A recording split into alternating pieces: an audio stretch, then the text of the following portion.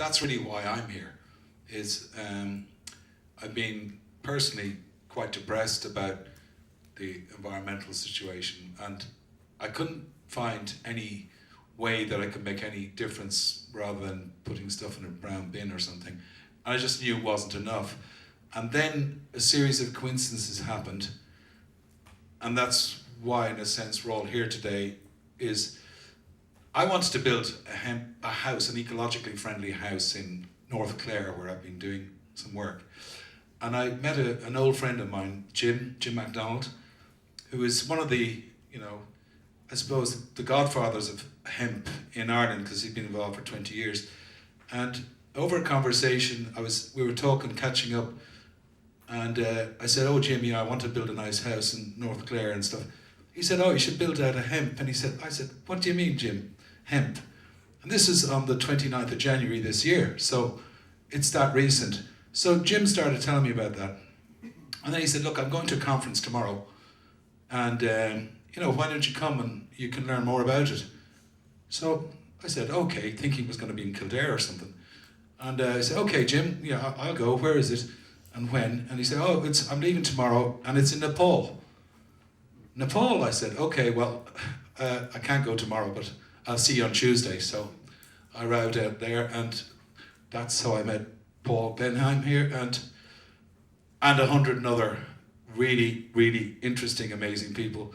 And I sat there. So the reason I suppose I'm saying this, if anybody in the room doesn't know much about hemp, well, you're no different from me in the sense of 29th of January, I only knew that it made sails and rope, and I was in the music business for 35 years, so I thought I knew lots about hemp, but actually I discovered I knew almost nothing compared to what it is about.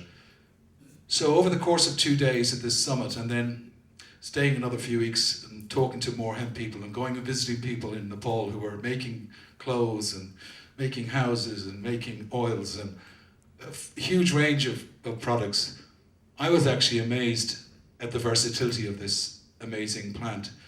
But the thing that really got me was that I suddenly realized that I personally can make a difference.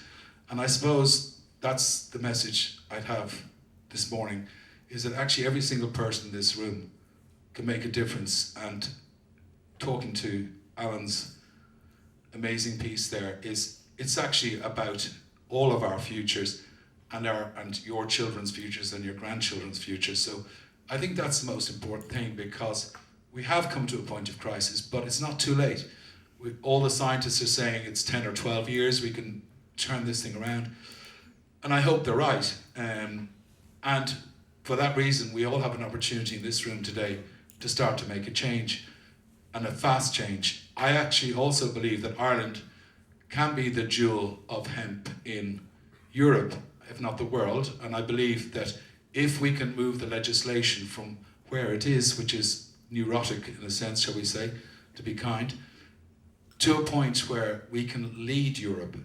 Because I understand that there's certain derogations that Ireland has, along with Malta, that actually might allow us to produce what the hemp producers and what is necessary for people to produce here. If we do that, we can be not the biggest in the world, but the best in the world. And I think that that is the most important thing, is quality, quality, quality. And we need standards, we need proper legislation, we need to change the legislation. Now, in the 29th of January this year, I knew little or nothing about hemp and the hemp industry. In the last 4 months, I've just completely immersed myself in the whole subject. It was my inspiration to start this summit here, and Barry, who I want to thank so much, went along with it. Chagas and Barry took a risk, and well, it's paid off, because we have a fantastic assembly of people here. I'd make a personal appeal for all of our futures to see what we can do within whatever organisation we're working towards to carry this message forward, because there's plenty of information online. Go to the Glasteo website if you want, and there's a whole list of videos and articles that I've picked out and Tara has picked out, and Tara's my partner in that. There you go. And we're doing this from a climate change point of view. We're not CBD oil millionaires, or we're not farmers, but we're event organisers primarily, and we're just trying to bring people together. So I think that's really the main focus for me. So one last thing I'd like to say is it's really important for us to have feedback from you. I'd hope that we can actually all stay in contact and move the whole agenda forward. We're going to do another summit in November. I'll talk more about that at the end. We'll do another one next February, March, and then hopefully an international conference around hemp in Ireland, the first next summer sometime. So that's yet to be organised. So I think I'll leave it at that, except now to say that the reason I'm here actually is primarily down to Jim on the one hand, and then Paul Benheim, who I'm going to introduce now, on the other, because on the first day of this summit, I was just there to learn about hempcrete, which you can use to make a house. I heard a range of speakers, and I think the third or fourth speaker was Paul.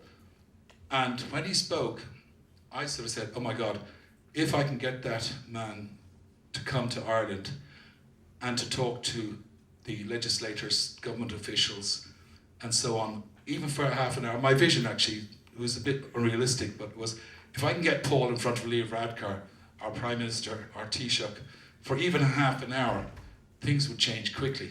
Now, unfortunately, Leo couldn't be here today. He's off in Europe trying to deal with Brexit or whatever the hell's going on. But Paul is here. I heard him speak, and at the end of it I said, he's the man.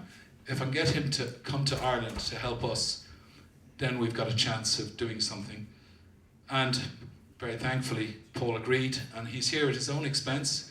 You know, nobody's been paid anything here. It's all the co-op and all the other people in the hemp working group that have been meeting that have been collectively organising this event and doing the artwork. That's Kaya and Dermot and lots of people involved. Too many to mention, but everyone is pulled together at the right time. It's all about us working together. Paul is going to have some really interesting things to say, and if we can carry his message and this whole message back to wherever and then spread this information. It's about education, because I knew nothing in January. Now I have a clear idea that there's a plant here that can solve a lot of our Irish problems and a lot of global problems, and you'll find out about all of this in the next